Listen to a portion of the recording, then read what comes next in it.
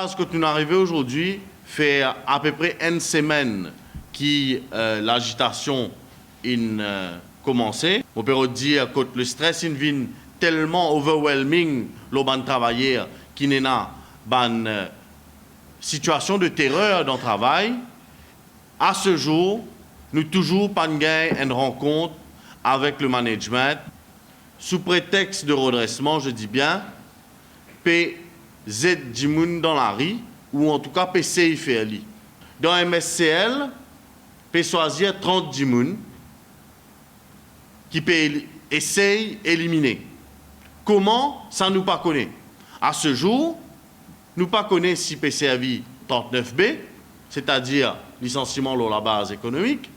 Nous pas connaît si peut servir restructuration. Nous pas aucune communication en ce sens. MSCL, c'est une compagnie qui a un potentiel immense, qu'ils ont 10 jours, pas pu exploiter du tout. Et malgré qu'il n'a pas pu exploiter ce potentiel-là, sa compagnie-là n'a pas pu faire déficit. Quand on une cause perte pour compagnie, pas veut dire que compagnie il fait déficit. Ça l'année-là, en tout cas. Donc d'abord, il y a un cargo avec passager vis-à-vis Rodrigue, vis-à-vis la Réunion, à Galéga, et il n'y a pas si longtemps que ça, Madagascar. Lors lesquelles compagnie-là, il y a un monopole. Explique-moi un coup comment vous faites quand vous avez un monopole, une activité pour ne pas rentabiliser. Deuxièmement, MSCL fait service d'agence pour tout le monde bateau qui fait bunkering. Ça, c'est 3-4 fois par mois que MSCL met en place ce logistique pour permettre à un bateau qui peut venir faire bunkering dans Maurice gagner accès à ce service-là. Je me rappelle les autres qui en ce moment, le Premier ministre Péal Dubaï pour le discuter de bunkering. Donc, augmente la quantité de bunkering que MSCL peut faire.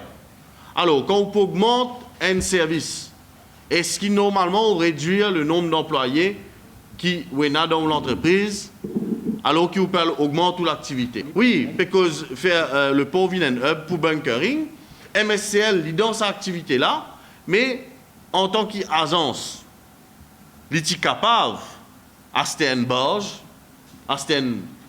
qui peut permettre de faire bunkering là en pleine mer, c'est que tu peux augmenter ce potentiel client qui peut avoir. Et il y a une autre activité aussi que MSCL fait, c'est lui permettre un bateau qui peut donc dans Aké, pour lui, sans de l'équipage. Encore une fois, c'est une activité qui a développé encore plus ça. Mais pour l'instant, nous ne trouvons aucun plan de développement.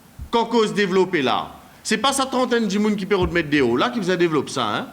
C'est besoin d'une politique du gouvernement qui ensuite le board décide pour mettre en œuvre. Ou alors que le board lui-même, dans ce plan de restructuration, décide pour mettre en œuvre sa politique-là. MSCL, la saison pour commencer là, pour un bateau de croisière qui peut servir Maurice comme quai, et la MSCL servit d'agence à Costa. Encore une fois, c'est une activité qui la MSCL lui-même est capable de développer. Nous avons un espace maritime de 2,5 millions de kilomètres carrés. Pas venir dire, nous ne pouvons pas faire croisière, nous. Et nous avons aussi la possibilité d'acheter un pétrolier. Côte MSCL, tu peux avoir la charge de gérer l'activité de ce pétrolier-là. Alors, qui fait pas faire lui? C'est une volonté politique, c'est une volonté gouvernementale de garder cette compagnie qui appartient à l'État dans une certaine médiocrité. Et ça, c'est l'État qui est responsable, c'est le board qui manque de dynamisme et qui manque de courage peut-être. Une activité qui MSCL peut faire, beaucoup d'activités contre l'IPAG en tant qu'agent, l'ITICAG en tant que principal. Mais manque la volonté du gouvernement. Et après, il vient dire syndicat, il besoin faire proposition. Mais syndicat, si syndicat besoin faire proposition, donne syndicat management company là, c'est une politique générale du gouvernement de tirer les compagnies du gouvernement vers la médiocrité de manière à pouvoir s'en débarrasser au profit du secteur privé. C'est dans défi qui nous apprennent qu'ils se prennent le management. Compagnie là pour diriger sans management. Mais comment? Donc aujourd'hui, je trouve ça dans le journal. président Lalchan peut dire qui, ah, ben syndicat, tu es au courant. Oui, syndicat, oui, tu es au courant. Il donne-nous la liste. Il donne-nous la liste en dit, nous ne refusons pas. Parce qu'il commande donner des affaires syndicat. Après, il paraît dans la presse. Après, le next meeting, dit à nous, vous avez fait preuve de confidentialité. Nous ne pas donnons ni à la presse. Vous êtes donné. Après, je viens dire nous comme ça, management donné. Finalement, c'est donc 14, 15, le 16, le 17. Le 17, que le management prend l'initiative de placarder sur les murs du MES de la compagnie les noms de la trentaine de personnes avec les mêmes documents qui nous ont été envoyés. On n'a jamais eu cette liste. On ne connaissait pas du moins les noms des gens qui étaient ciblés jusqu'au mardi 17. Alors, bien sûr, le représentant des travailleurs était avec nous au moment de la réunion. Il était donc au courant. Et le représentant des travailleurs a la charge d'informer les travailleurs. Ce n'est pas à moi, le négociateur, d'aller dans l'entreprise et d'informer les travailleurs. Donc les travailleurs, oui, étaient au courant. Ils étaient au courant qu'il y avait quelque chose qui se tramait.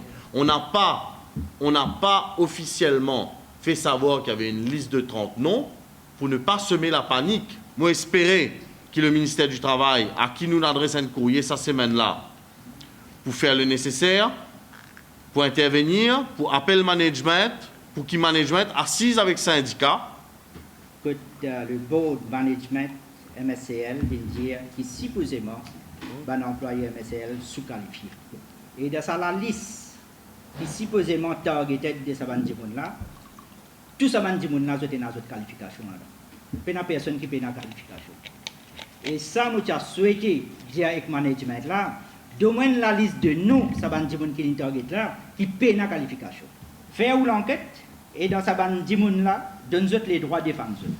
Et dans nous l'opinion, quand nous pouvons nettoyer, ou faire l'ancien responsable ministère shipping paye pour ce banabis. Alors, il y a un attendant pour qu'ils ont ciblé, qui gagne 28 000 roupies, tu les réponds. Donc, pour cette question-là, je fais que tous ces camarades qui sont rentrés à l'époque dans MSC, et ça, dans tout le secteur, quand nous avons une révision salaire qui fait. Je voudrais connaître qui, quand le ministre là peut évoquer cette question-là, ça travaillait là, combien de temps dans le travail. Aujourd'hui, si on arrive 29 ans en service, on arrive 30 ans en service d'une compagnie, si vous salaire vient 25 000 roupies, il y a encore dérisoire, comparativement avec un ministre.